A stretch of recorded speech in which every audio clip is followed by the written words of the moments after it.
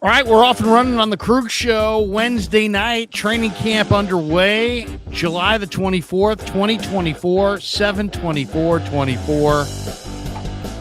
8:33 on the West Coast, 11:33 on the East Coast. Welcome to the Krug Show, brought to you by Pig and a Pickle, the best barbecue in all of Northern California. Check them out. They're in Emeryville. They're in Corte Madera. They're in both spots, and they're open 7 days a week from 11 a.m. till 8 p.m. Go get some brisket. Go get some brisket chili. Go say hi to Damon. Go say hi to Mary. Tell them that Krug sent you. And, of course, we're also brought to you by Sharp Corner Sports Cards and Collectibles, 205 Cypress Avenue in Pacific Grove, California. Call Anthony Catania at 831-521-5264. And we're going to have a couple new sponsors coming up here in the days ahead. Lots of new sponsors coming in the month of August. Kev, back from Europe for the Wednesday night call-in show, and we're only going for an hour tonight, so we're going to finish up right around at 9:30. So I put the link in the chat, so anybody who wants to jump in, first in line is the first call we'll take. We'll take as many calls as we can between now and 9:30. Try to keep your questions to just one or two. Your comments brief if possible, so we can try to squeeze in as many people as possible, but the call link is in the chat, so anybody feel free to jump in and call. We haven't taken calls in a long time. We were doing our Wednesday night call-in show all the way through the Super Bowl, and then Kev had this thing called college that got in the way, and but Kev, you've gone beyond college now. I have moved past college. I've grown out of college. I am that old now. It's sad to say, but I am no longer a college student. But yeah, I did not realize that this many people knew I was in Europe. I'm just realizing this. I was getting tweets from people saying, "Welcome back from Europe." I'm just like, how did you know? How did you even know I was gone? How'd you know I was in Europe? I guess you let the stream know, which it's all good, but I'm glad that the 49ers are back in practice. Back from Europe. Yes. Yeah, the Niners started practice today, training camp. And Aiyuk showed up, but he walked right by me, but he didn't practice.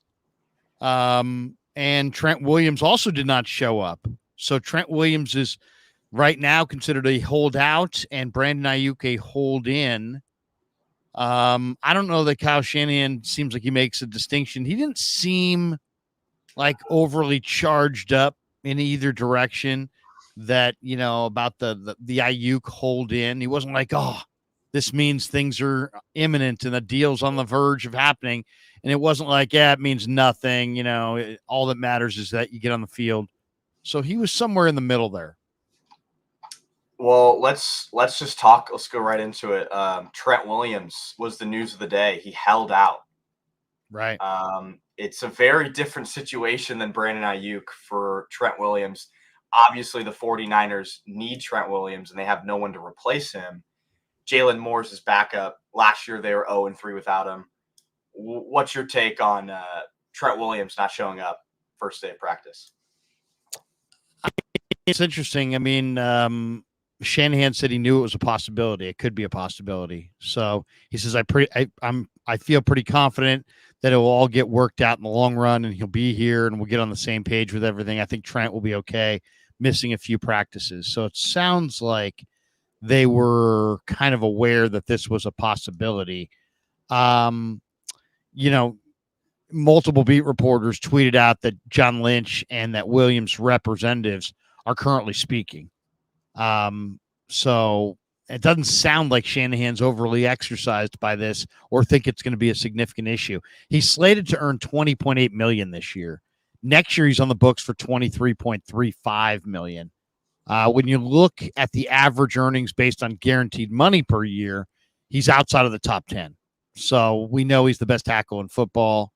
He ranks 12th among left tackles. So, he probably wants a little bit more money. So the 49ers per over the cap would save significant money if they can extend Williams. Possibly as much as $15.1 million this year on the cap, 17 next year, 24 in 26, and 42 in 27. So, so we'll see. We'll see. I think it's going to get done. But this is where they're at. The first year of the Shanahan Lynch era, they're just trying to, put together a decent representative 53-man roster and a 16-man practice squad and just field the team. Then it's establish a culture. Then it's find a franchise quarterback. Now here we are. What is it? Year 7, year 8. They've been to a couple Super Bowls. They've been to a bunch of NFC Championship games. And now it's, they've got a lot of great players, and they're all, celebrated around the league. And they've got some of them NFL's best players, and they have good depth. So now they're trying to keep it going. They're trying to keep their roster together and make as many runs at the Lombardi Trophy as humanly possible. So different challenge. It is interesting, isn't it? The different challenges at the beginning. It's like, we just got to put together a roster to compete. And now it's like, hey, we got all kinds of talent, but can we pay everybody? And who are we not going to be able to pay? And who's going to get squeezed out? And it's just, the cap goes up every year, but it's far from infinite. Yeah, and I'm not exactly sure what made Trent decide to hold out. I know that during OTAs, he wasn't present during OTAs, and he said it was because of a graduation. So no one really thought anything of it. And now that graduation has passed, he's still not showing up. Christian Darrisaw, the offensive tackle, just got paid, I think, it was like a 4-year, $180 million deal. So Trent Williams is no longer the highest paid, or he's not the highest paid offensive lineman in the NFL. He probably wants to be the highest paid offensive lineman in the NFL. But it's just interesting to see, like, this summer has to be the summer of leverage. It's like the 49ers summer of leverage. That's what everyone's talking about, because Christian McCaffrey has the ultimate leverage over the 49ers because they run the ball so much. Trent Williams has the ultimate leverage over the Niners because their offensive line is nothing without Trent, and they love running to his side. On the other hand, you have Brandon Aiyuk, who walked out of practice today. Pretty interesting. I want to share the screen here because you got a video today that I was laughing when I saw it, because I get the videos before I put them out, and I saw this gem of a video by you on the sidelines, and I just have to share it for everyone.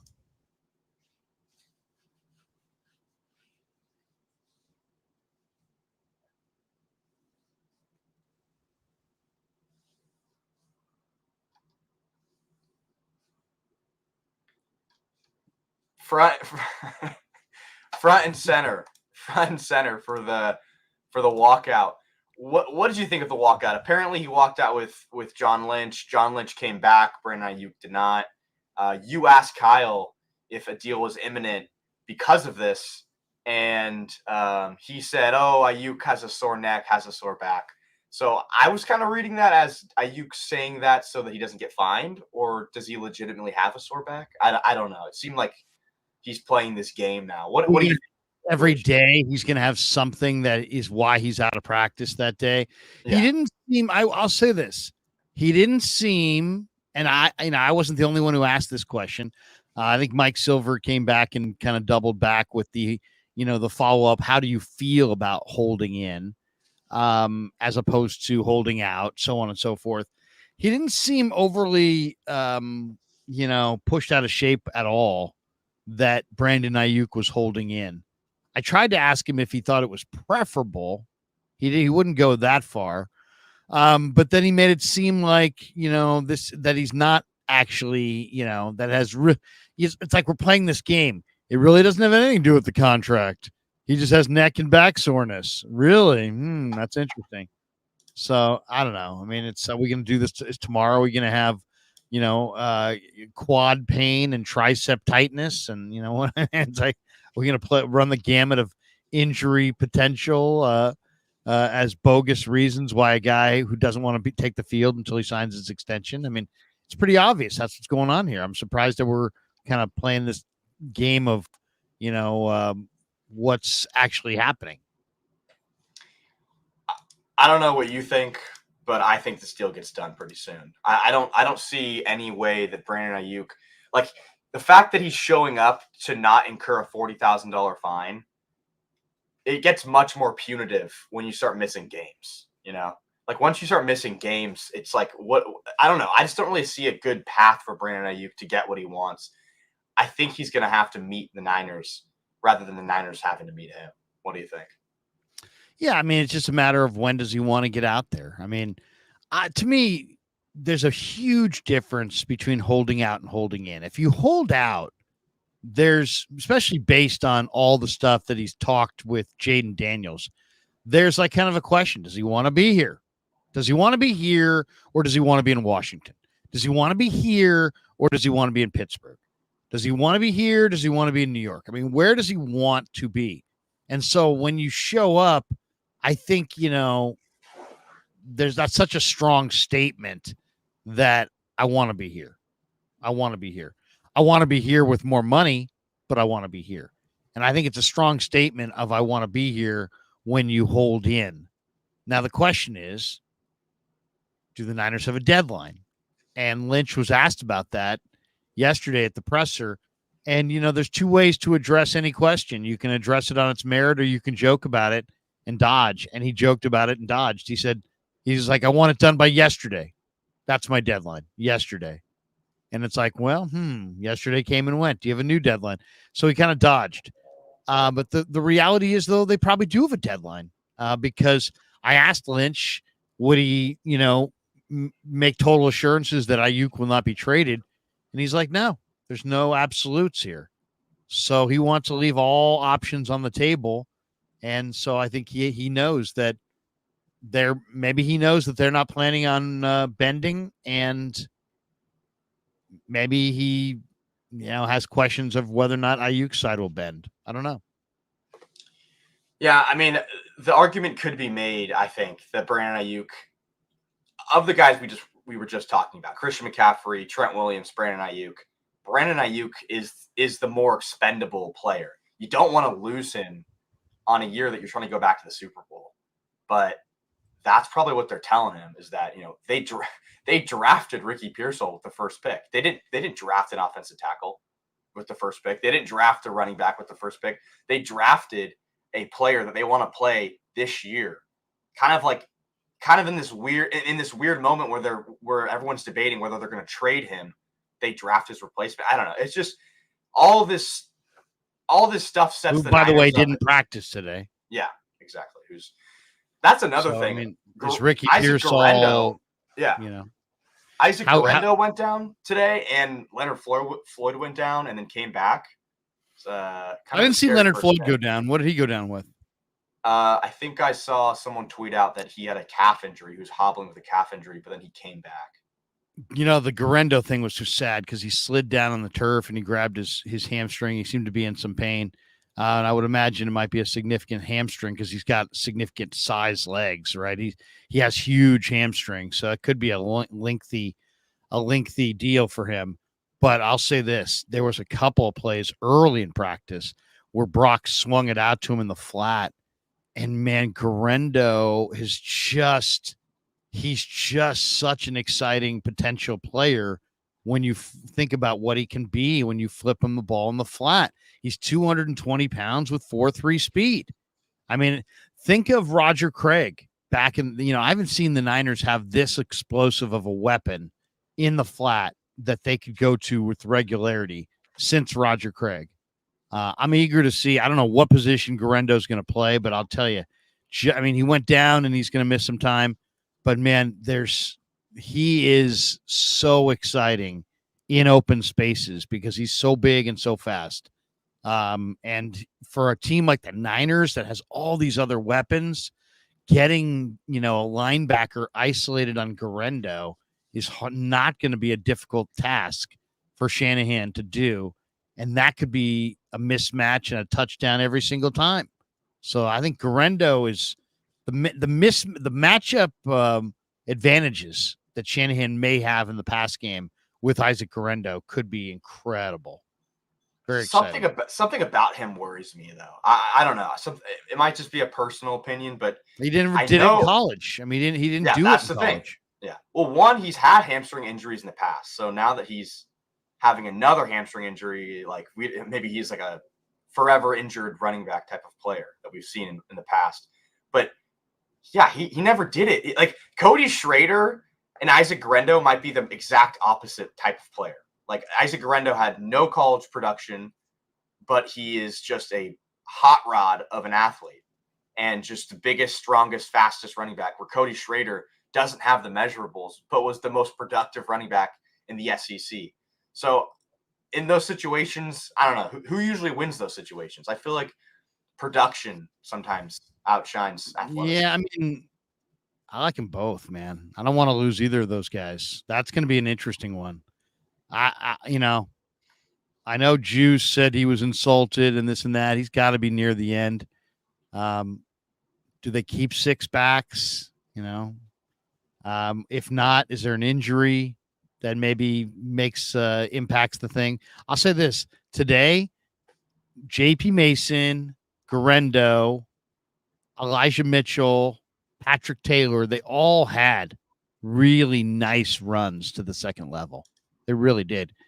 Schrader especially. So, it's going to be very interesting. Very competitive situation. All right, a couple more questions and we'll hit the video calls. I have to ask you, this is not really a question, but you got to explain to me what you saw from Malik Mustapha today, because that was supposedly the highlight of the day. Tell me what you saw. Do we have the highlight anywhere in there? Like, can we? I don't think show it. Wasn't it during a team session? They don't record. Oh, that's right. That's right. Nobody had it. So basically, what was going on? Dobbs was the quarterback, and Danny Gray was on a go pattern on the near sideline. And I don't know who the corner was, but you had Mustapha playing, playing in the deep middle, and he's moving over on the deep ball to try to contest the deep ball, like most safeties do. And, there's a myriad of options, right? When you see a safety come over in that situation, one option is that he gets there late and it's the receiver one-on-one with the corner. And who knows who wins there, or the safety gets over too early and makes contact and there's a penalty, or the safety gets over right at the right time and knocks into the play and breaks everything up. And then, of course, the home run ball is the safety comes flying in and makes an interception. And then Mustapha does it one better. He comes flying in, high points the ball, goes up in a crowd with 2 other guys, and one hand ripped it away from them and made a one-handed rip it away from you interception over 2 other guys. It was Studley, man. It was big time. It was amazing. It was the kind of play that a true alpha makes. It was like, you know what? There's a new sheriff in town kind of a thing. I mean, it was that kind of a, wow. Are you kidding me? That's like one of the best plays I've seen in a long time. First day. That's sick. In terms Malik of Mustapha. Malik Mustapha. He's ripped and he's confident. And he's just, he's very athletic. He's a much better coverage player than you think. And then he's a big time hitter. If Hufanga's not ready week 1, Malik's taking that spot, right? He's no a doubt. Strong safety. Yeah, no doubt. I'm glad that he's playing well. Unless he's a circus as a coverage player. And then could be Renardo Green. Renardo Green, I don't think is going to start over. I think the top 3 corners are going to be right now Mooney Ward, Demo, and Isaac Yiadom. Yeah, from the Saints. Or is it Yiadom? So Yiadom looks good, and he's looking good out there. He's big, he's athletic, he's rangy, he's smart. I mean, that was a great get. That was a terrific offseason get. And they bet on his production in the second half of the year, because it was kind of a one-year wonder last year. Had a really, really good season last year after having some not so good seasons. So I like the pick. He's rangy. Yeah, huge. A YouTube user has a question. He says, "Who's Kev's favorite player on offense and defense?" I love Larry's picks, Deebo and Greenlaw. Yeah, I mean, how do you Oh, not like is that who you picked? Yeah, I went. This came up the other day. I went with Greenlaw on defense and Deebo on offense.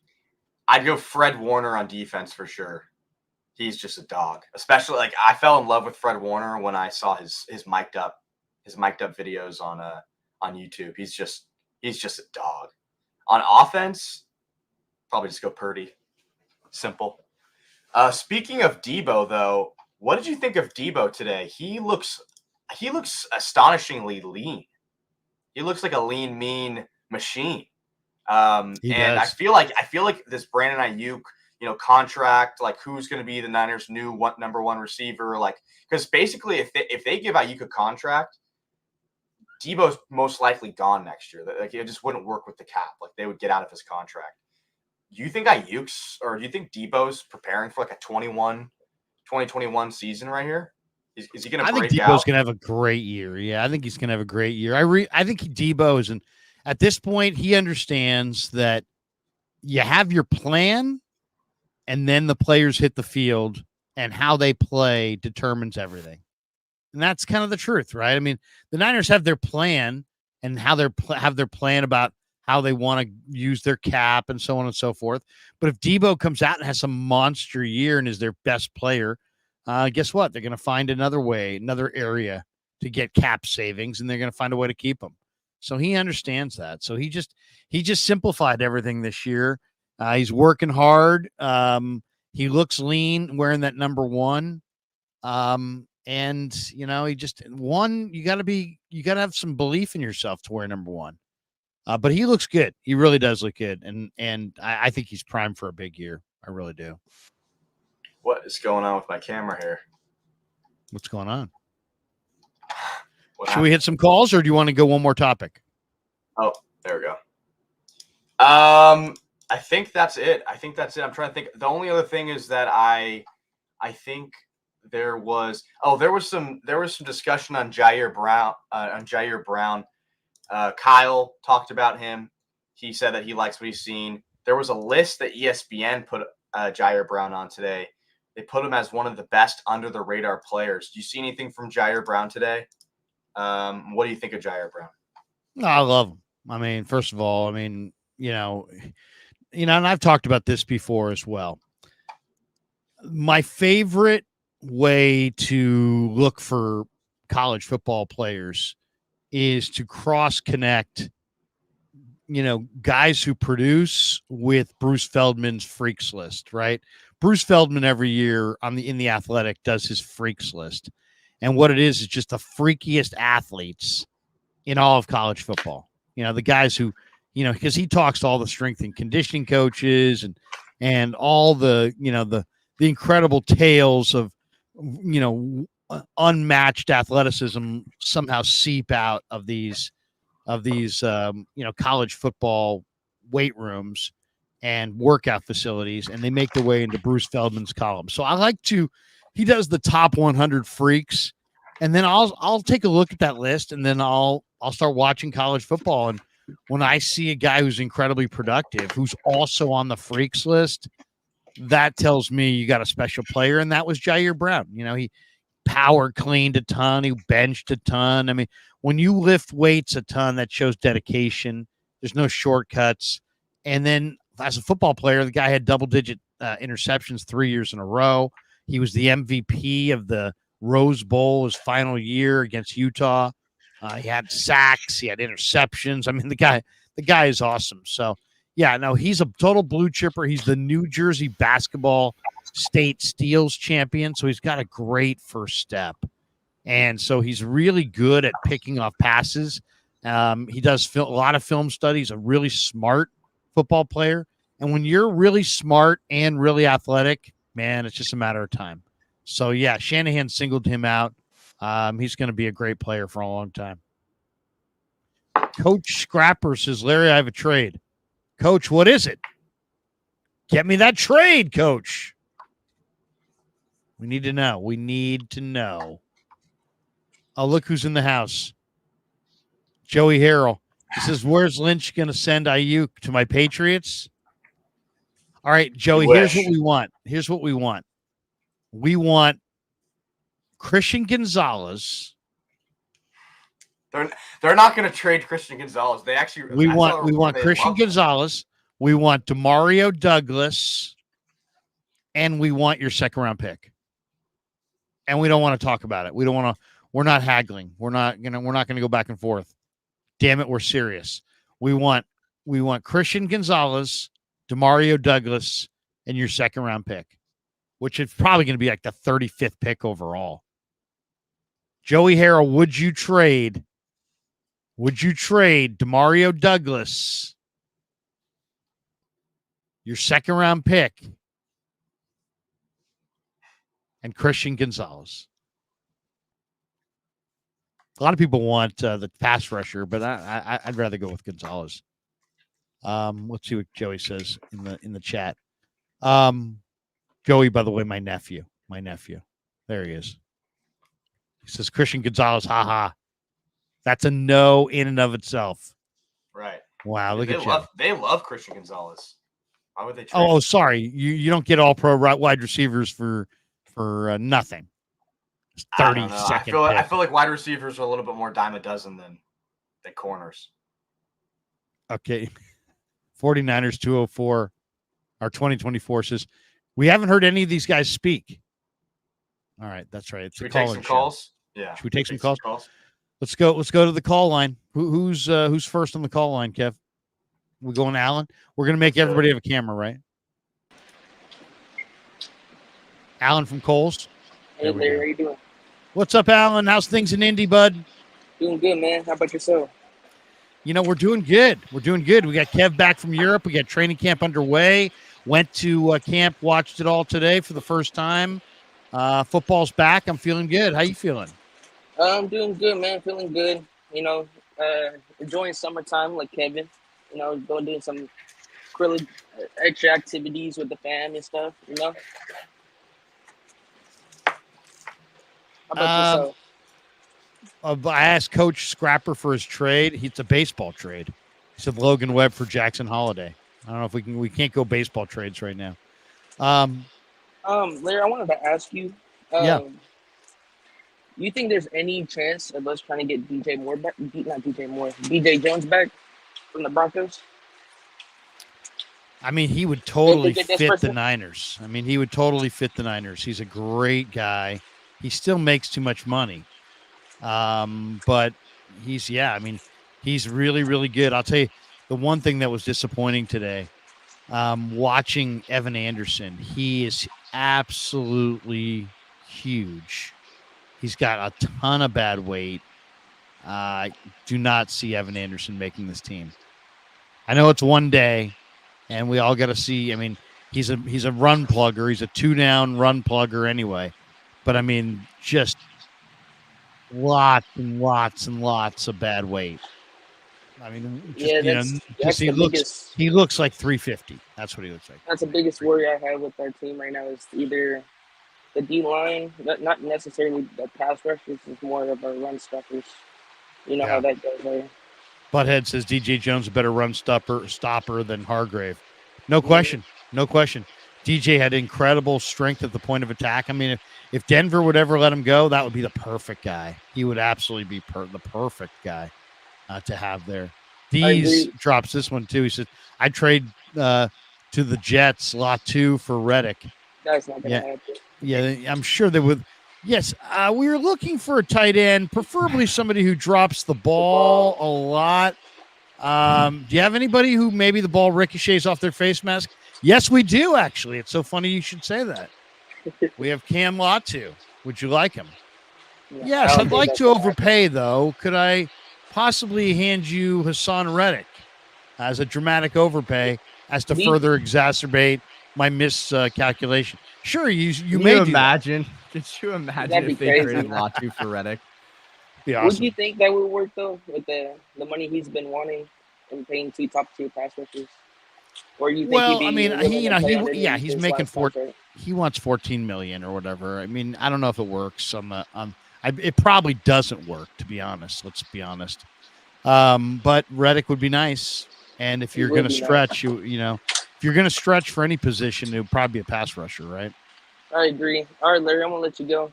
I just wanted to stop by and say give it a little heyo and see how y'all doing. Alan, good to see you, my friend. Have a great Alan. night.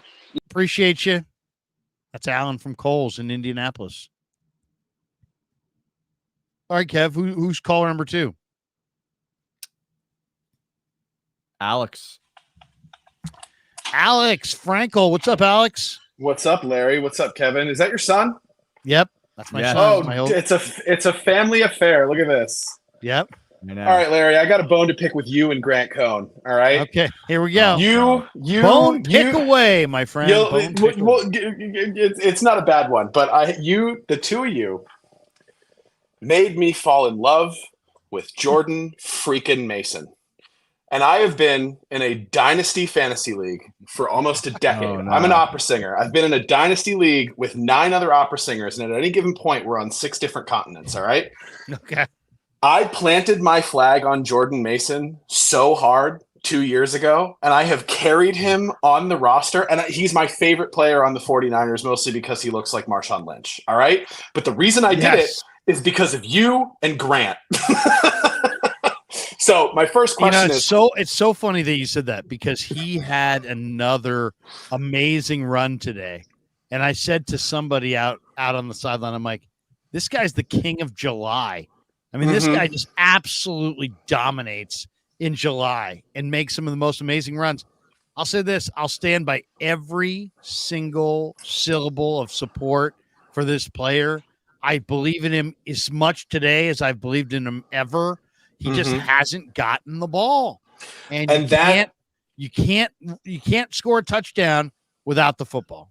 You can't score a touchdown without the football, and that leads me to my next point, which is I personally believe that he is, with all of the controversy that's surrounding the 49ers this year, he is one of the biggest X factors that we have on offense, because he's the freaking meat grinder.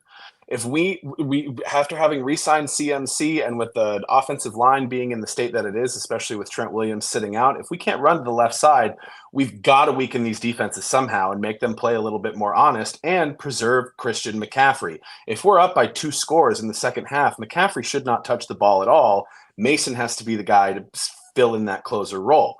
Then it comes to the issue of Shanahan not trusting his young guys. Elijah Mitchell's made of glass. When are we going to see Mason get 100 touches in a season? And is Kyle finally going to be willing to see that he's his literal bell cow, other than, of course, Christian fucking McCaffrey? But, so did he fill in as RB1 today with McCaffrey sitting out of practice, number 1? No, Mitchell was definitely RB1. And then Mason. And it's partially Kyle, it's partially Bobby T. Bobby Turner's got a pecking order as well. But I mean, enough of their pecking order. I mean, what's the rip on Mason? He literally ran for 5 yards a carry last season. I mean, his career average is 5.6 a carry. That's his career average. He just never touches the ball. I think there's been a couple times he's put it on the carpet. He's made some questionable decisions. Shanahan has an unbelievable belief, obviously, in Elijah Mitchell, and we know what CMC is. So I understand why Mason's down the depth chart. But, I mean, part of the reason, in my opinion, the Niners lost the Super Bowl is their usage of the running backs. It's like you got to the Super Bowl Sunday and, Christian McCaffrey had been used heavily. And it's like, so what does he do? He fumbles in that moment. And that's what happens when you use a back too much. Sometimes they'll fumble in a big moment like that. Kyle Shanahan late in an NFL season is very much like the writers of Game of Thrones. He completely drops the ball by the last quarter of the season. Play the entirety of your team, get through the entire season. I mean, that's the thing this year that's to me the most intriguing is we're coming off of a year where they only gave the ball to their money guys. Aiyuk, Deebo, CMC, Kittle, those are the only guys pretty much who got the ball. Now you've added Cowing, you've added Pearsall, Braden Willis looks better. You've added some pieces. You've added Garendo, you've added Schrader. It's going to be interesting to see, one, who makes a team, who gets cut, and then does Kyle actually utilize these weapons? And if they do, I mean, to me, that's the key. Get into the winner's circle with a fresh Christian McCaffrey, and I'll take my chances. I don't think we've seen that yet. Yep. How did the three players I'm most interested to hear about today in the first day of training camp? How did Cowing look? How did Barch look? And how did Brendel look coming off of the knee tendonitis? Didn't notice Barch. Brendel, I thought, looked pretty good, actually. He was moving around well for a guy who supposedly had some issues with his knees in the offseason. He looked fresh. I thought Brendel looked pretty good. The first guy was who again? Jacob Cowing. Oh, well, Cowing had a huge day. He, number 83. He had no sleeves, and he's just running around out there, just making all kinds of plays. I mean, and I asked Purdy about him. We don't have that cut, do we, Kev? The Purdy cut. I asked Purdy about him earlier today. I said, we do have that one. And I asked Purdy. I said, hey, you now have in Cowing and Danny Gray, who's healthy, and Braden Willis, you got three vertical, they got vertical threats now. And he said something about how, they've looked great against air, and now they're going to have to do it in 11 on 11, and do it against an actual defense. But, against air, Cowing has just been ripping it. I mean, just making great catches down the field. He's got a combination of the ability to separate with great footwork and hands. And those are really nice traits. So it's just a matter of, to me, both receivers have the same question. How well do they handle the physicality of NFL football? Cowing's my new Jordan Mason in my dynasty league. And before I leave you, Gary, I just got to tell you one story. So it was I have you to thank for this. This is my my sweet moment for you. You were the one who turned me on to Brock Purdy. I traded for Brock Purdy in this dynasty league in October of his rookie season, 7 weeks before he ever stepped onto the field. And you want to know what I gave up to get Brock Purdy? Nothing, probably. A 2024 and a 2025 fourth-round pick. Yeah. Amazing. Amazing. So thank you for that. And he may win the MVP. He may win the MVP this year. You made me look like a freaking genius. So thank you for that, Larry. Alex, you've called us before, haven't you? No, I've actually been a long-time listener. I'm in Brooklyn. But I grew up in Walnut Creek. Nice. Yeah, so nice. Go get a ball tip on Dutch Crunch with bacon and avocado from Kinder's for me. Oh, there you go. Are you a Northgate guy? What's that? Are you a Northgate High School person, or are you? I went to Akalani's. I live right over the hill. So yeah, hit up Marucci's and say hi to Dave for me. You know what? It's funny you should say that. Jerry Marucci is our good friend. Oh, really? The Jerry, that's his deli. That's his family's deli. Listen, so that was my dad and I's favorite place. Every time I go, I'm coming back to Walnut Creek in August, and every time I go back, I've lived in New York for 15 years now. Both of my parents were New Yorkers, and the line at Marucci's gives me practically gives me an aneurysm every time I go there, because they have. If you've been there, it's amazing. And it is unfortunately worth the wait, but they have so many people working behind the freaking counter, but everyone's taking individual orders. They don't have one aggregator and people on stations. My inner New York control freak wants to just get behind the line and be like, listen, this is the way to do it. we need a new policy. Yeah, I've been going there since 2004 and it still hasn't changed. What's cool is it's still the same people working behind the counter, but yeah. Well, say hi to Jerry for me. Yeah, Jerry's the man. Our kids played soccer together, went to school together. Yeah, Jerry's the man. We love Jerry. Nice. And Audra, his wife. Hey, Alex, have a great night, man. Thanks for supporting the channel. We appreciate you, bro. Appreciate you guys. I'll be back soon. There you go. Alex Frankel joining us on the hotline, the guest line. I love the call shows, man. The call shows are the best. Just the best. And we have an open line. It's been a while. It's been a while since we've done a call show. Yeah, I know. I realized halfway into the show that I had the wrong mic on, so I hope my mic sounds better now. Does it sound more clear? It does sound a little bit more clear. It sounds a little bit more clear. We do have a line available, so if you want to call in, feel free. Maybe Kev can put the. I can. It's in there. It's linked. Also just called an early night. Absolutely. All All right, Kev. What do you've been messing around Europe and having a good time? What are you expecting to see in training camp? Now we got you here. We only do one call-in show a week. You don't get a lot of airtime. Been a lot of people asking you about. I'm behind the scenes guy. Butthead says, "How was the Euro trip, Kev? How was the trip? Great. I mean, the audience wants to know. I mean, what happened? Where'd you go? The trip was great. Went to France, Italy. All right, that's enough. That's enough of the trip. Okay. No, I'm just kidding. France, Italy, Greece, Spain. So it's cool. Saw the world. Ate a lot of good food. Still grinding the Krug show from Europe. It would be. I would call you when I would wake up, and you would be awake because it's 1 o'clock in the morning. For some reason, you were still awake, and we would have conversations like 8 o'clock a.m. for me, 1 a.m. for you, and we just discuss. And then I would edit, do all the stuff, and like we kept the content flowing. I don't even really flowing. People don't even really realize that I was gone. It was because I was working. I was working abroad. You're just a hustler. By the way, it wouldn't be a call-in show if we didn't have Johnny C. So before we go to Alex is hanging in the green room. Alex, don't destroy the green room back there. Before we get to Alex, we should go to our star chats too. We'll go to some star chats, but first, Johnny C. Let's go to Johnny C. Let me try, Larry. Okay, so Larry, here's the deal. Larry, honestly, Larry. No, but Larry, I gripe here though, Larry. Here, Larry. And now Larry. I mean, Larry, but here's the thing, Larry. What do you think? I think they're going to sign Jason Peters. How old is he? He's 40, but and Larry. I mean, Larry, I wish I could, Larry. Johnny, we're going to have to jump. Every time that makes me laugh. I think they've got to sign Jason Peters. Jason Peters? He's like 44 years old. Johnny in Vegas.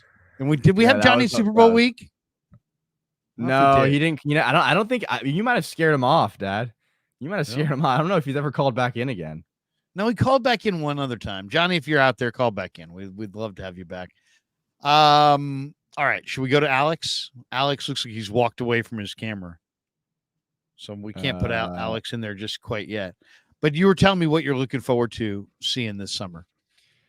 This summer, there's a lot of good battles. I think I put a tweet out about this. There's a lot of good training camp battles. Like we're going to see a lot from the wide receivers. There's a real it's the depth. The depth on the roster has created all these like who's going to be the second running back? Who's going to be the third running back? Who's going to be the fourth wide receiver? A lot of those questions I'm really interested to see. Let me give you a few. Let me give you a few right now. Pearsall comes back so that we can actually get a legit wide receiver battle. Let me give you a couple before we go to Alex. Let me give you a couple guys here. I'm going to throw them out to you, guys on the bubble. You tell me they make it or it's sayonara. All right, here we go. And this is courtesy of Kyle Madsen of Niners Wire. Kyle Madsen. Ambry Thomas sticks around, makes the team, or sayonara? I think he sticks around. He has experience. I don't know. I don't see them cutting him. Let me see. Let me look at the depth chart right now. I think he stays. But yeah, you're right. It is a crowded room, but I don't think they're going to cut him. I think he's kind of like their third guy, really. I think he's traded. I think they're going to trade him. How often does that happen? I know, but corners, guys who can play corner, I mean, he just needs to change. Who would you rather play, Ambry Thomas or Rock Yassin? Well, it's funny because Rock Yassin had a really nice practice today, and he looks really good. But Rock Yassin's also had knee problems, and he's older. So I probably would go with Ambry Thomas. Same. So like that's how many cornerbacks do you usually keep on your roster? Like 5, 6? 5, maybe 6 in today's game. So Ward, Lenore, Yadam, obviously Renardo Green. So who's that 5th and 6th? I would say it's Luter and Womack. I like Luter Oh, and yeah. Womack. Who'd you say? You said Ambry. I was saying Luter and Thomas. I like Luter and Womack, Womack. but Womack hasn't. We haven't seen Womack in years. I know. Womack's got to get it going this year. But What's- Womack's talented. You asked Wilkes about Womack last year, and he kind of had this kind of sorry look on his face and was like, "Yeah, he hasn't, because I think you just fell asked out him of, straight up, fell out of the yeah, rotation. why is he not getting time?" And he's just like, he's just not he kind of gave some nondescript answer. I would say Womack is gone before Thomas. Yeah, but there's new sheriff in town, new eyes on the whole thing. So it's a new lease on life for everybody. All right, how about Spencer Burford? Sayonara, or does he stick around? I mean, he had a horrendous year. He had such a promising first year, and then just completely fell off. I would say you keep him. I don't see their offensive line is not that deep, and he's a young player that it could be developed into a better player. I would say you keep him. I think you keep him. How about Demetrius Flanagan-Fowles? He's been a reliable special team player. He may have. I don't think it was serious. Number 45. I think he's cut here. I think he's cut. I think he's caught up in a numbers game with Winters and Graham and Campbell. I just think Flanagan-Fowles, he cut or traded. Another guy. He's if you need a veteran linebacker, probably more cut, but he's good enough to play in the NFL. That's for sure. Yeah. I think he's probably cut too. I mean, you have Campbell now, and you drafted 2 linebackers last year. Flanagan-Fowles has only been a special teamer, and he pretty much will only ever be a special teamer. Okay, a couple more, and then we'll hit the last couple calls and jet. We've got, in addition to the guys we've already thrown out there, Danny Gray. Oof. Danny Gray, big year for him. I'm going to say his cut. third year. Cut. I'm going to say cut. Yeah, the room is just, I guess we'll see what happens with Brandon Aiyuk, but the room is just, it's really crowded. I mean, what do you take? 6 wide receivers, maybe? 6. And you got Ronnie. 6. What about Ronnie Bell? He's another guy on this list. Right. You have Aiyuk, Deebo, Juwan Jennings, Jacob Cowing, Ricky Pearsall. I'd say that those 5 are probably going to make the roster. So then it's Ronnie Bell, Chris Conley, Danny Gray, Trent Taylor, Tay Martin. They're all battling for one spot. I would say Tariq Owens, Tay Martin, absolutely no chance. I would say I would probably want Conley. Yeah, I want Conley. Maybe against Ronnie Bell.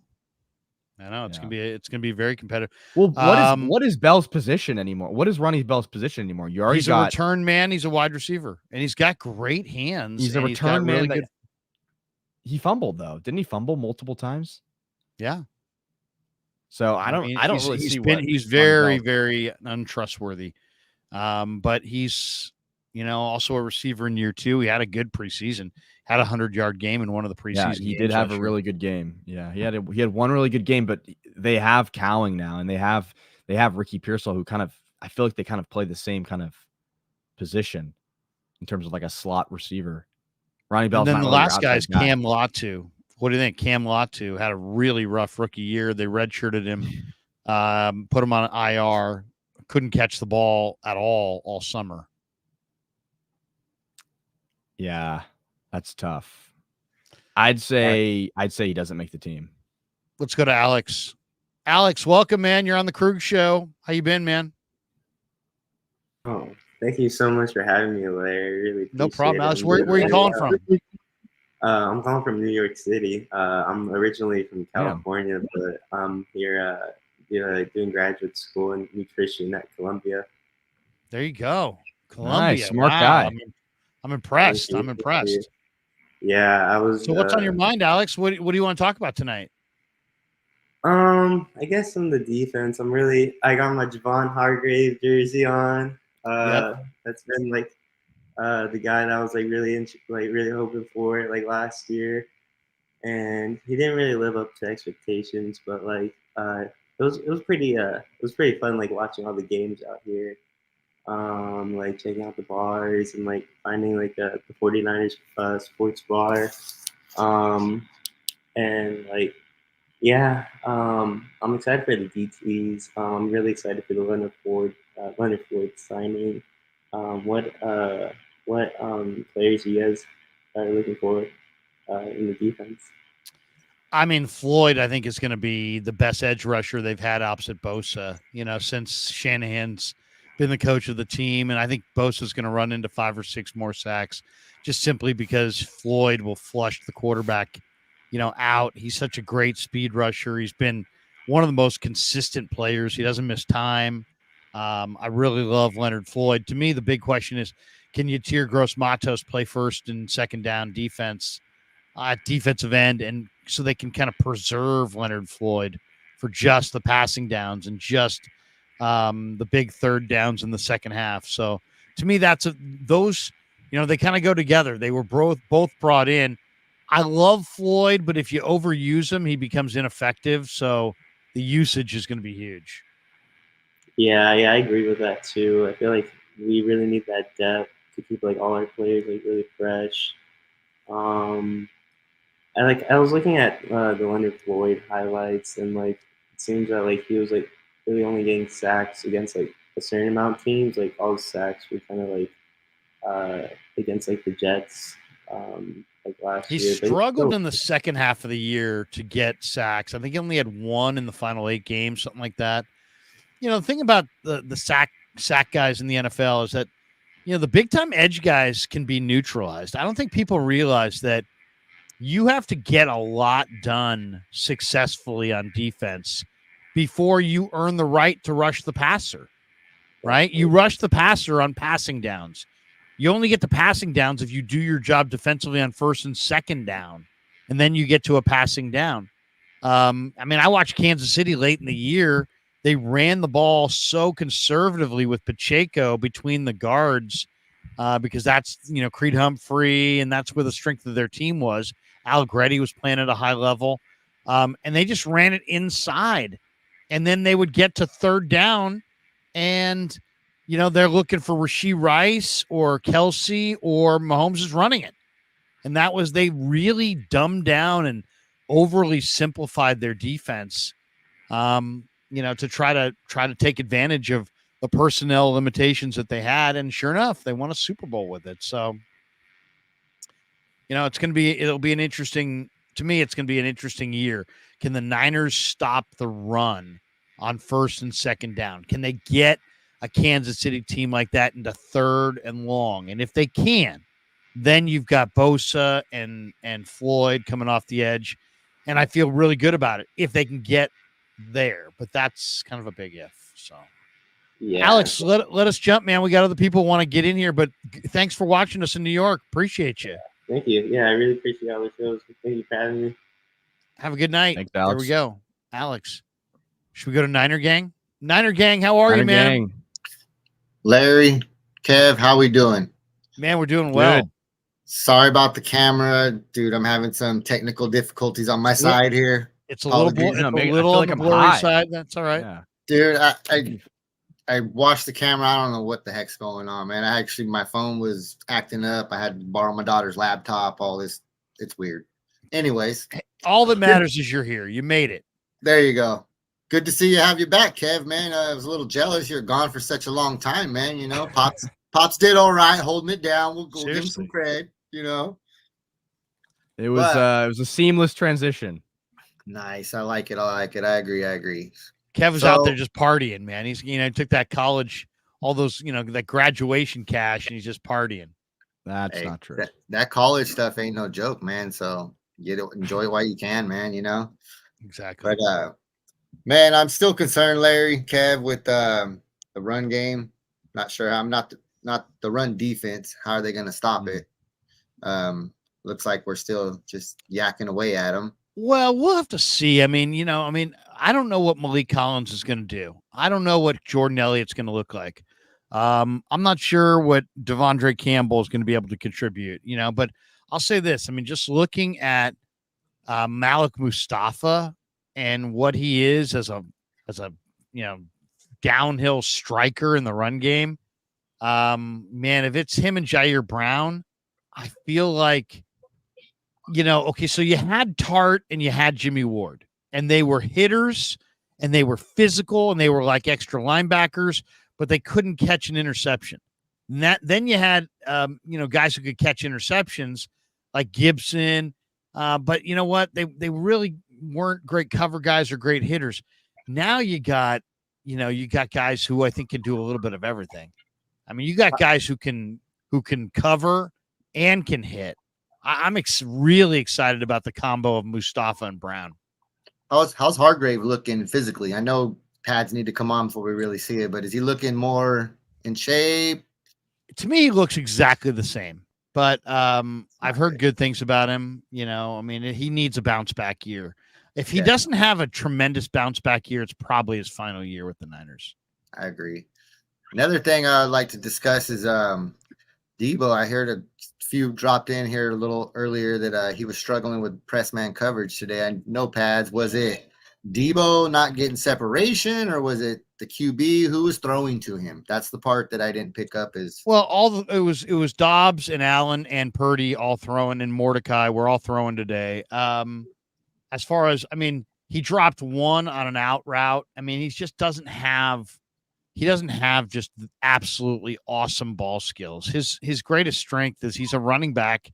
He's an absolutely he's a terribly difficult guy to tackle in the open field. So he's a dangerous runner. He's in great shape. I mean, that's the good news. He's never going to be just this incredible, awesome, hands receiver or route runner. He's a little bit, he rounds off a little bit of his routes, but I'll say this, he looks primed and ready to have a big year. He does.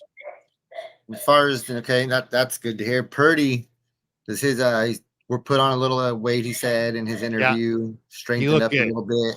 Does his balls look a little more crisp? I mean, not looking for distance, anything like that, but is there a little more like zip? Like, do you see anything different versus last year? I mean, he's just, he's just a better player. Like, last year, Shanahan said it. Last year he had, film reps, and then there were no field reps. This year he's got film reps, and then he's got field reps. And when you have field reps, you start to build chemistry with your receivers. And I think that's what people are really going to love, is that I think, Brock is building chemistry right now with Cowing and Pearsall. And I think you guys are going to see it this year, how exciting that can be. I think Brock, loves to attack down the field, and Pearsall and Cowing look like the kinds of guys who can get separation. So, vertical separation. So the Niners really haven't had a vertical. I mean, think about it. Harbaugh era, there was Ted Ginn, but the Niners have not really had that true vertical separation threat, and it means a lot in a Shanahan offense. They're space creating elements, and they haven't had that player. Hopefully Cowing or Gray, if he's healthy, or maybe even Braden Willis, gives them that big play ability down the field. Interesting. All right, last thing, man, and I'll let you guys jump because I know it's that time. I got to hold you accountable, Larry. The Brandon Aiyuk contract versus Purcell and Cowing. I watch you. I try not to miss one of your shows. Okay. So with that being said, there was a show you said that, Niners best interest. Let these rookies play out, see what we got. Why pay Brandon all this money? Have to get rid of Deebo next year when we can keep our rookies. Show recently you said, you're like, let's just pay Brandon. Which one do you want, Larry? Well, so I think if the conversation is does Brandon deserve the extension? Because there's an awful lot of people in this conversation that are like, he doesn't deserve $30 million, right? I disagree with that. I think he does. Here's why. Because he had an amazing season this last year. He did it incredibly efficiently on far less touches than other receivers did. He's a tremendous blocker in the run game. You have a bunch of other weapons. You're 28th in the NFL out of 32 teams in pace of play. And, you're talking about a guy who still had a monster year, despite the fact that the Niners play this really slow pace and they have all these other weapons and they love to run the ball. So to me, there's like 5 different things there that all put a drag on Brandon Aiyuk's production. So I'm not going to go crazy because his production is a little bit lower than some of the other guys that are also making $30 million. That's not the place to draw the line in the sand. This is a 26-year-old awesome receiver who fits your team perfectly. He's not a diva. He's not a look at me. He blocks like crazy in the run game. And there's like 5 different things that you have dragging his production numbers down, and he's not responsible for any of them. So does he deserve to be paid? He absolutely deserves to be paid. Okay, so that's what I actually think. As far as what's best for the Niners, okay, if the Niners said, forget Aiyuk, let's just do what's best for us. What's best for the Niners is to have Aiyuk play this year on the 5th-year option, see how he does, see how Deebo does, see what Cowing looks like, see what Pearsall looks like. And next year when you go to pay Brock Purdy, $55 million and you got to reassess everything, that's where you make your evaluations right then and there. At least at that point, you'll know what Deebo did this year with, a contract year looming, and you'll know what Cowing and Pearsall are far more than you know that today. So to me, I like making informed decisions. And to me, if I'm the Niners, I think the smartest thing is have him play on the 5th-year option so you can make the most informed decision. But I do, if it comes down to who does he deserve to be paid? Does he not deserve to be paid? In my opinion, he deserves to be paid. Does that make sense? Totally makes sense, because we can see this thing, just a matter of what side, how you're looking at it. But so with that being said, though, I still think even if Deebo goes out and has a fantastic year, has another all-pro year type year, he's not going to carry that on a year and year and year out. Okay. So really you're kind of banking on Deebo carrying out, just to your point, what you said earlier. He's not a handsy receiver. He's not a terrific route runner. He's never going to be that true number 1 receiver, and he's older. He's going to get banged up more because of his type of play. So to your point, I think they should pay Brandon, because Brandon at the receiver position is the guy.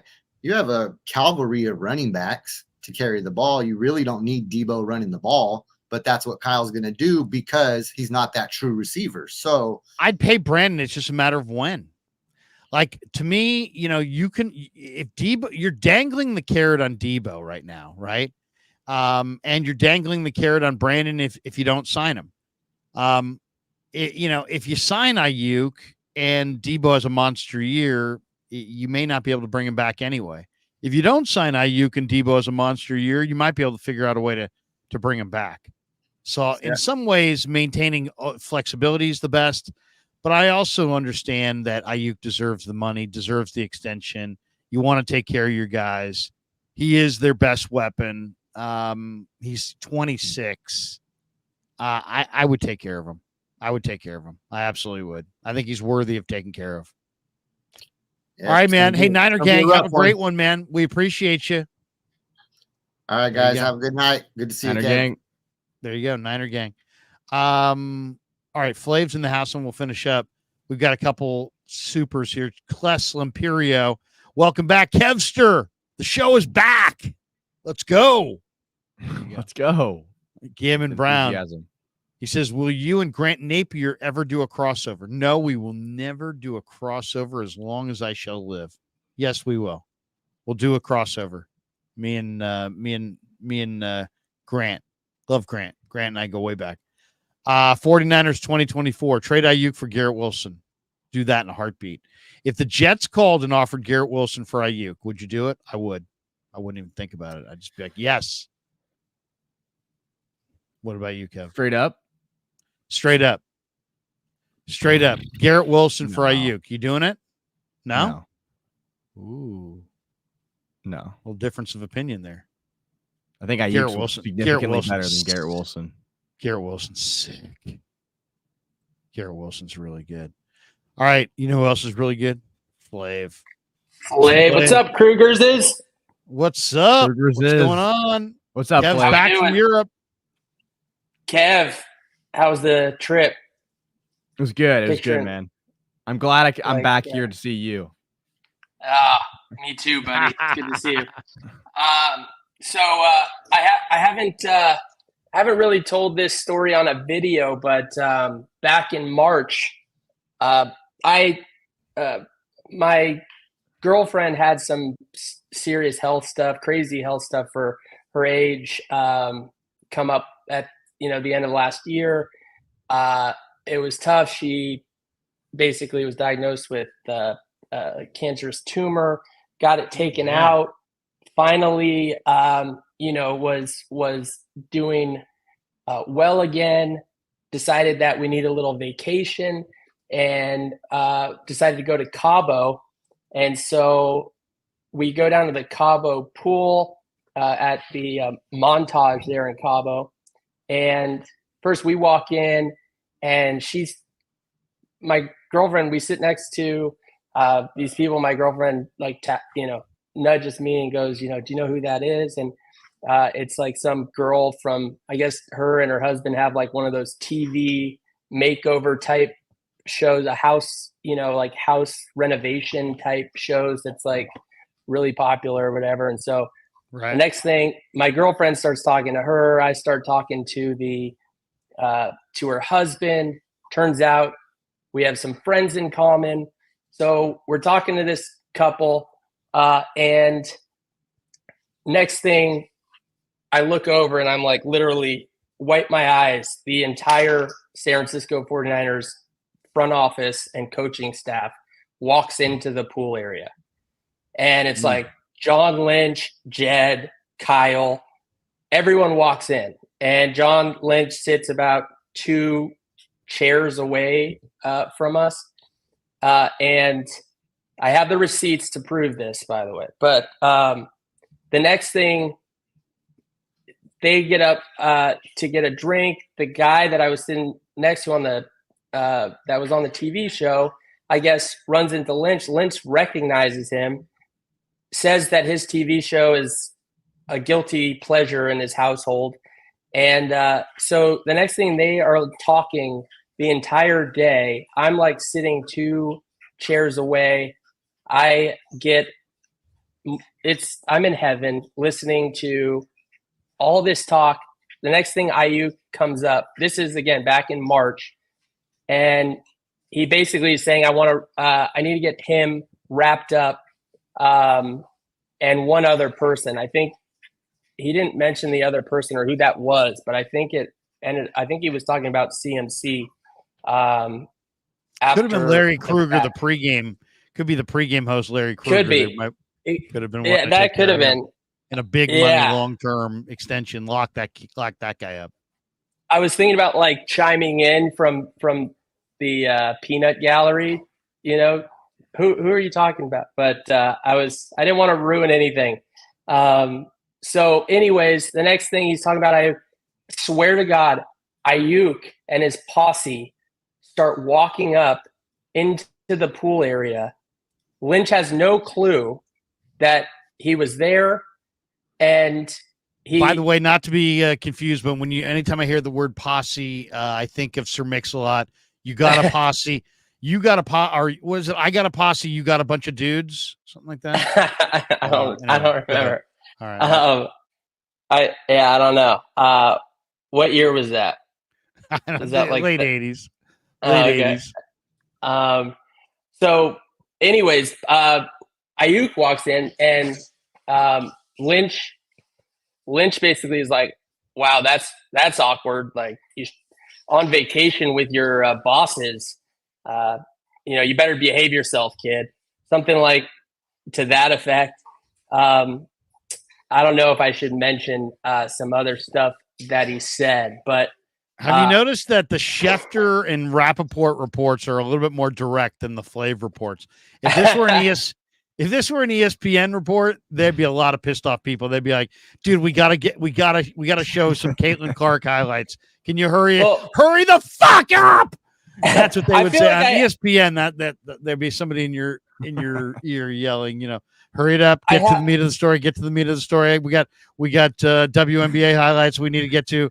That was a record. That was a record long story. I feel like I have to add these details though, or people are just think I'm full of shit. I don't have the credibility of a Larry Krueger or a Kevin Krueger. People don't take me on my word on it. And then if I show my receipts, then I'm weird that I have pictures for the story that no one would believe me of. Your receipts are pictures? Yeah. Okay. I got a picture of the short of this is that you saw Lynch and the Niners vacationing in Cabo, and they were trying to get the Aiyuk deal done down there. They're trying to get the Aiyuk deal done.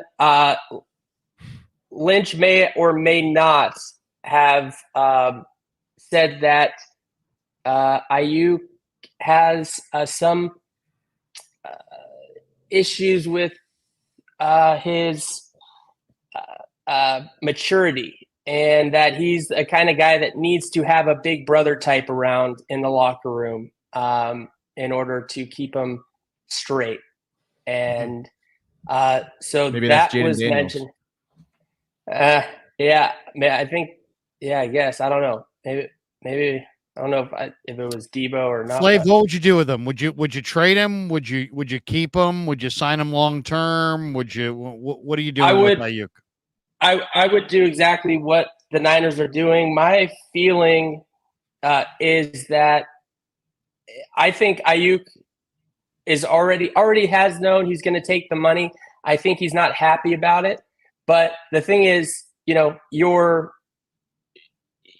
basically, if you know you're going to take the money, in my opinion, you're still going to try to do whatever you can, hoping that the Niners throw the other, another $2 million at it just to get it done.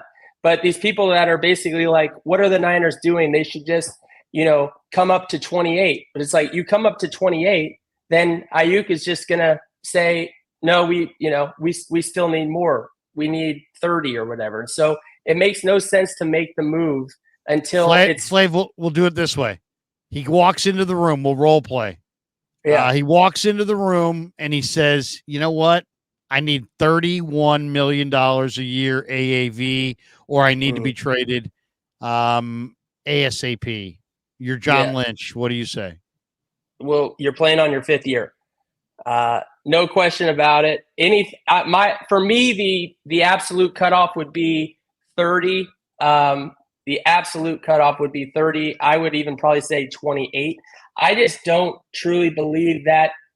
To me, I think Aiyuk is a 1B receiver. I don't think he's like a 1A receiver. Ooh, I don't know. 13 N.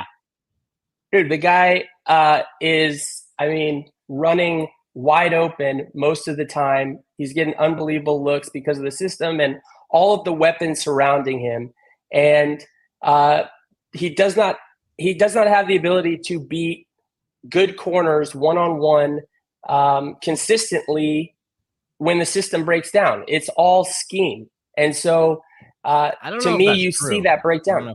Oh, dude, watch them. Anytime the run is stopped. Flav, we got to jump. We got one more we got to squeeze in here before we end. You guys just cannot handle it. You guys cannot handle it. All right. I appreciate it, guys. Appreciate you. Hey, that was your move. That was not my move. I wasn't trying to get Flav out of there. I just disagree with him. You're like, all right, he's gone. He's out of here. That's it. That's gone. Get rid of him. That's it. What? No, we're just joking. We love Flav. I just got to get to Gary Lamb, who is a man who brings a very unique energy. He at times appears to be enthusiastic and boisterous. At times he's been quite loud.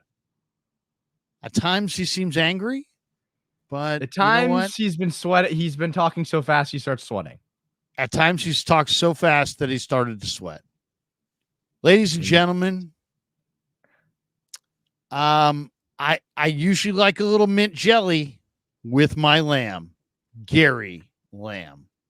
Gary, how are you? Kevin. I just saw you on. I saw Kevin back. Training camp started. I just want to say hello. And I'm doing good. How are you guys? Kevin, you're back traveling Europe, jet setting, man. This guy's living the dream, Larry. Look at this guy. I just got off work. Barcelona, cocktails and Paris and, it's just, dinners. And I mean, come on. I mean, look at this guy. I'm out here grinding. I'm talking camp. I'm talking about, potential trade candidates. And this guy's, yes, I will have a little bit more powdered sugar with my croissant. Unbelievable. Does he eat croissants now that he went to Europe? He said his love girl croissants. was looking for bagels. Did the croissant, did you pronounce it different? You talking different now? I heard that if you try to say English words in a French accent, it actually makes it much more difficult for them to understand. Just use the Bay Area slang. We're good. Yeah. Hey, it's good to see you guys. Good to see you too, Garrett. What's going on? What's on your mind?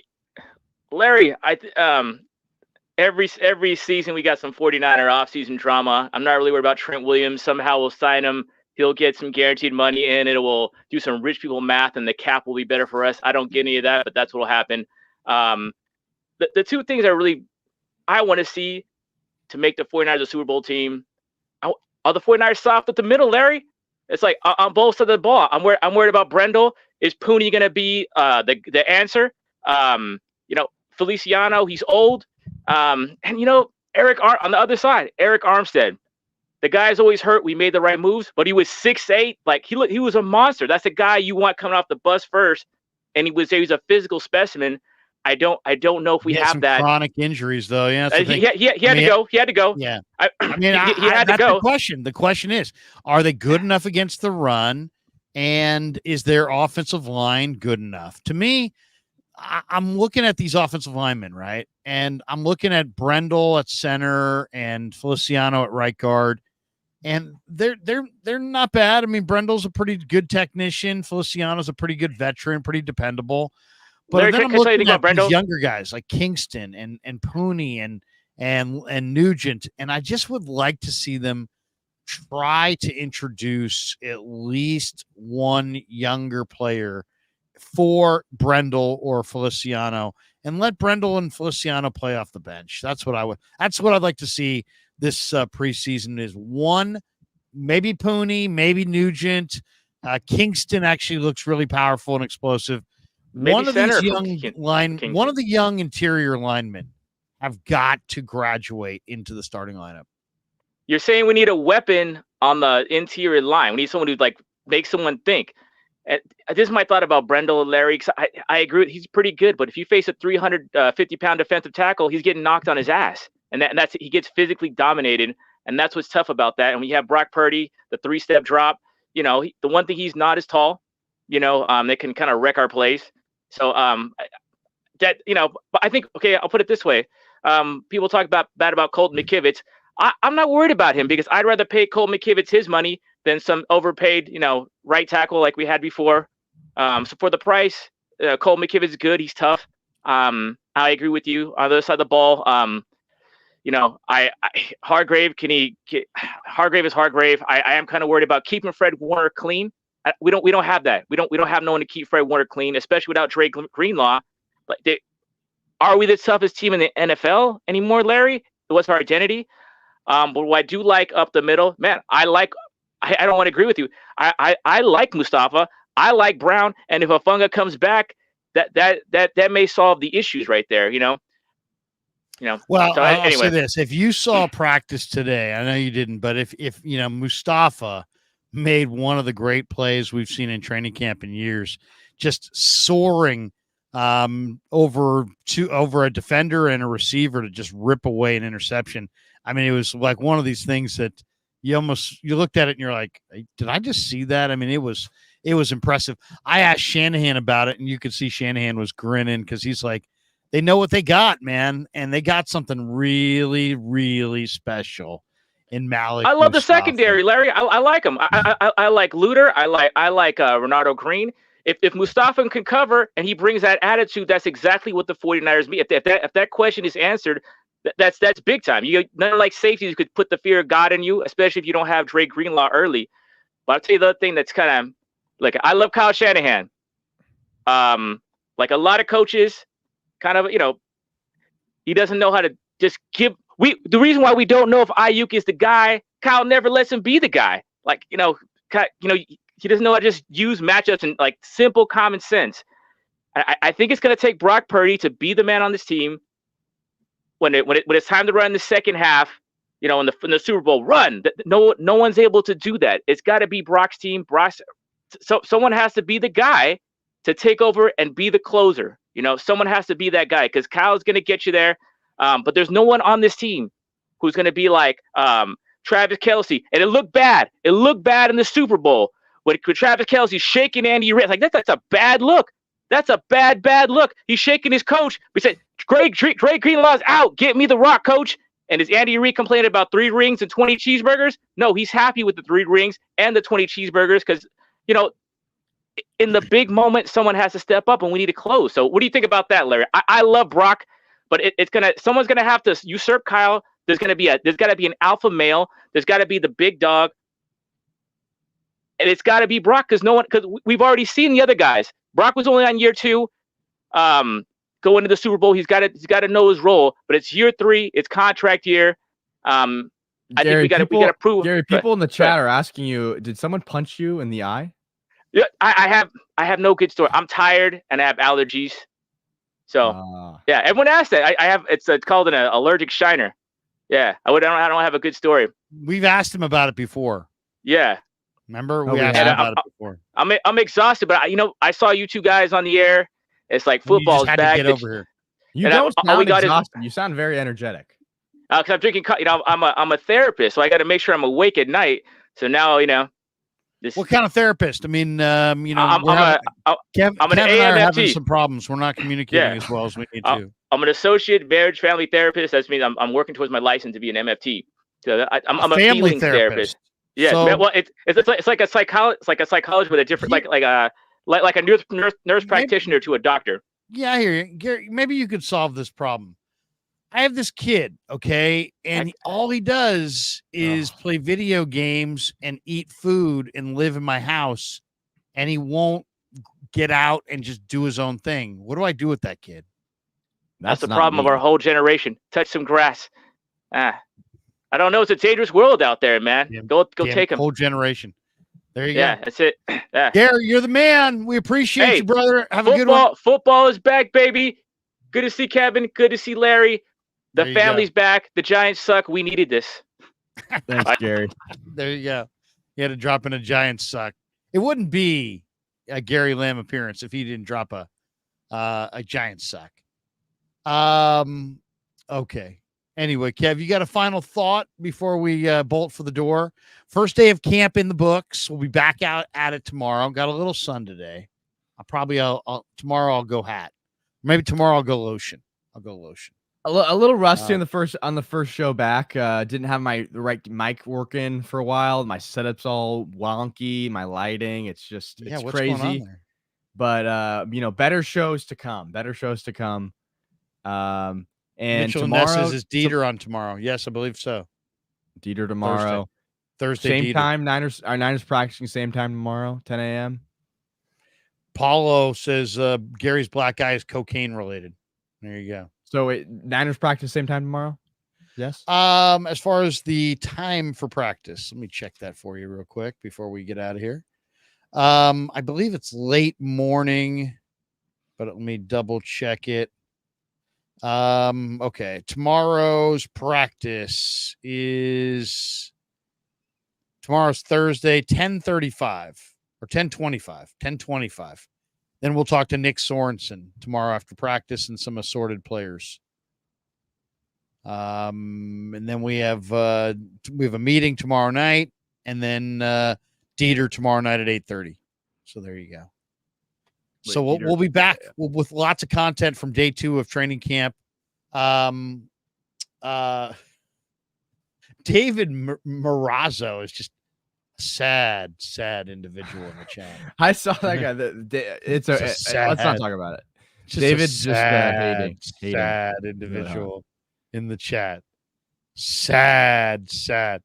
All right. That's going to do it for us. Hey, thanks to Pig and a Pickle, the title sponsor of the Krug Show.